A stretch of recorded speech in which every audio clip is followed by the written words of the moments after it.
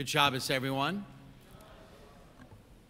I grew up in a small suburb north of Dallas, in an area at the time that weren't a lot of Jewish people.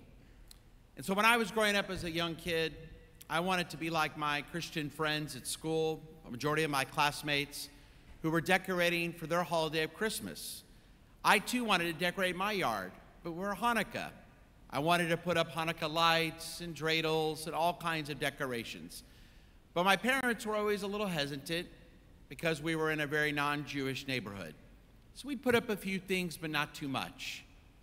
But years later, as a father, having the opportunity to raise my children in Bel Air, where there are many Jewish people, we could decorate our yard as much as we wanted to for Hanukkah, putting up all sorts of Hanukkah decorations in our front yard. And I wasn't alone. I loved living in a Jewish neighborhood where many people would decorate their homes for Hanukkah, celebrating the holiday freely and openly, like many of our non-Jewish neighbors and friends. But for the first time in a long time, many of us may be hesitant to decorate our homes for Hanukkah. Many people have told me that this year, Rabbi, my Hanukkah decorations are staying in the boxes. I'm afraid with the rise in anti-Semitism and the unfair anti-Israel sentiment that's out there, many people may be afraid, understandably so, to identify their homes as Jewish during this holiday season. And it's not just the Hanukkah decorations. I've had some people call and tell me that, Rabbi, I'm thinking about taking down my mezuzah. In fact, some people told me they bought what's called a camo zuzah. Now, you may not have heard of camo zuzah, but it's actually a real thing. It's a mezuzah case designed and disguised to look like a home alarm. It was developed in Ireland a few years ago for Jewish university students who were concerned about anti-Semitism. The camo zuzah case cost about $20, and it features a fake indication light that resembles an alarm sensor.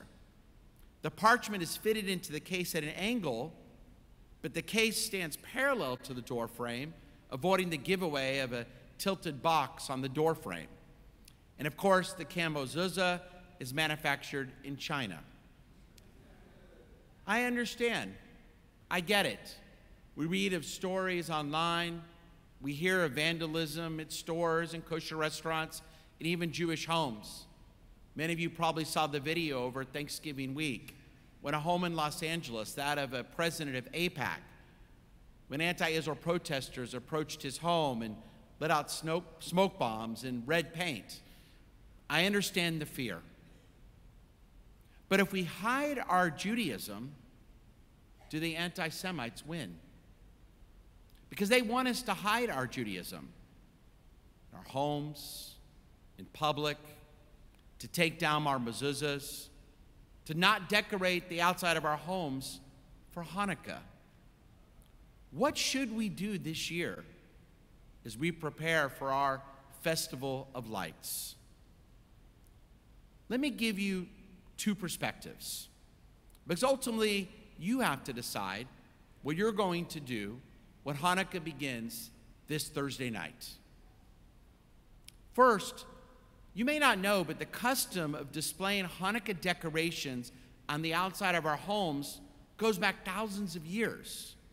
It's not an American invention like gift giving to our children. My Israeli friends always laugh at me when I'm giving so many gifts to my children. But that's only done in America, so we can celebrate like our Christian neighbors and friends during this holiday season. But the idea of displaying Hanukkah decorations on the outside of our homes isn't done just to be like our Christian friends and neighbors. It's actually something that goes back for centuries. To explain, let me quickly remind you of the Hanukkah story. As many of you know, 2,200 years ago, under the oppressive rule of the Syrian Greek Empire, we Jews were not allowed to observe or even express our Judaism in public, or else we were punished with death. According to the Hanukkah story, God performed incredible miracles for our people by allowing us to defeat the powerful Assyrians and then reestablish Jewish sovereignty over Jerusalem and part of the land of Israel, symbolized by the great miracle of the oil lasting for 8 days. A few years later, the ancient rabbis taught that at Hanukkah, we should proudly publicize the miracle of Hanukkah from our homes. And to do so, the rabbis taught that our lit menorah, or Hanukkah, should be placed where it would be visible to the outside. To not just take that lit menorah and leave it in our kitchens or in the inside of our homes, but to proudly display the lit Hanukkah on our doorsteps or in our windows. Ideally lit during the early evening hours, when more people were likely to be returning home after work, during rush hour. In fact, the Talmud contains very detailed guidelines on how to publicize the miracle to the most maximum effect. They wanted to make sure that people displayed their candles when as many as possible pedestrians were flooding the streets, so as many people as possible could see the miracle of Hanukkah for themselves. So for centuries, throughout all different lands, throughout all the years of Jewish history, for 2,000 years, Jews would proudly place their menorahs near a window or on their doorsteps for all to see. One, to tell the world proudly that we Jews are still here, that we're never going away. Just like the Syrian Greek Empire failed at Hanukkah, so will all of our enemies. And two, publicize the miracle, put that lit menorah in the window as a sign of hope for other oppressed minorities. You too can overcome any challenge and survive like we have. Because that publication, that publicizing of the miracle is not just for us, it's also to give hope to others. And publicizing the Hanukkah miracle is considered a major part of the holiday, called in Hebrew, Persume Nisa, publicizing the miracle. But the rabbis also ask a question that is very relevant for 2023. What about instances when it's considered risky to identify our home as a Jewish one? And although publicizing the miracle is a major part of this holiday, Jewish law does acknowledge that there are times when it may not be safe to do so. The rabbis of the Talmud understood in certain times the rules could be changed. In times of danger, they actually advise us to keep the menorah in the inside of our homes. Take a year off. They tell us don't publicize the miracle. Keep it on an inside table. In a time of sakana, in a time of danger, it's enough that one places the lit menorah in the inside of one's home. Now, of course, it'd be nice if this was purely a theoretical discussion with no practical importance whatsoever. But sadly, it's been a question over the ages at different times for our Jewish ancestors. And unfortunately, it's again a relevant question for this year. Is this considered a time of danger? Do the rabbis give us a way out to still celebrate Hanukkah, but in the complete privacy and safety of our homes?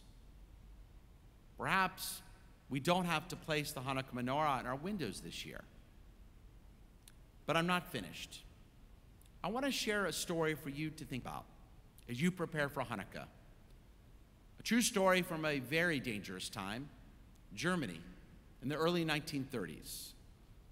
Even though, as I pointed out, Jewish law provided a way out, the story is told that a rabbi, Akiva Posner, and his wife Rachel, and their 3 children, lit their Hanukkah menorah during Hanukkah and decided to still place it on their windowsill, even though directly across the street was a Nazi party headquarters. It was a large Nazi flag. As you see from the picture, 1932 Germany, their menorah shone brightly for all their neighbors to see. Its light and the meaning behind it was made all the more radiant given the symbol of Jew hatred hanging from the building directly across the street. As you see, the wife Rachel took this photograph of the swastika and her Hanukkah menorah in their window. And on the back of the menorah, she scribbled in German, "Death to Judah," so that Nazi flag says. "Judah will live forever," so the light answers. 1 year later, The rabbi and his family escaped Germany to the land of Israel in 1933. And for 51 weeks of the year, that same menorah belongs to Yad Vashem, Israel's Holocaust Museum in Jerusalem. But each year, right before Hanukkah, that family's descendants who live in Israel take that menorah back, and they light it in their home in Israel every year. Decades after his ancestors lit it as an act of resistance, their great-grandson recently wrote, "The same light that my great-grandparents lit in the exile in Germany is the light that so many light today in Israel." And whether it's the Greeks on Hanukkah, or the Nazis in Germany, or our present-day enemies, they wanted the same thing: to destroy the Jewish people. The menorah that my great-grandparents lit in Germany, and I will light today in my window, symbolizes the continued strength and courage of the Jewish people. Yes, my friends, as we prepare for Hanukkah here in Houston, Texas, the decision on how you will celebrate is yours. What am I going to do? I'm not going to decorate my front yard with as many Hanukkah decorations as I normally would do, but I'm still going to put my Hanukkah in my upstairs window every night for all to see in my street and in my neighborhood. Because at the essence of every Jewish holiday is the mitzvah of bringing light into this world, goodness and holiness that's needed more than ever, especially this year at Hanukkah. And I believe the light of Hanukkah, it's needed because I believe it's an unafraid, brave, and proud light of Jewish continuity. It's the eternal light symbolizing Jewish hope. Because no matter what the anti-Semites do or say, I can't let them dictate how my family celebrates our Judaism, how we observe the great holiday of Hanukkah. The great Rabbi Nachman of Breslov used to say, Kol olam kulo gesher tsar me'od. The whole entire world is a very narrow bridge, and the main thing is to have no fear at all. Shabbat Shalom, and happy early Hanukkah.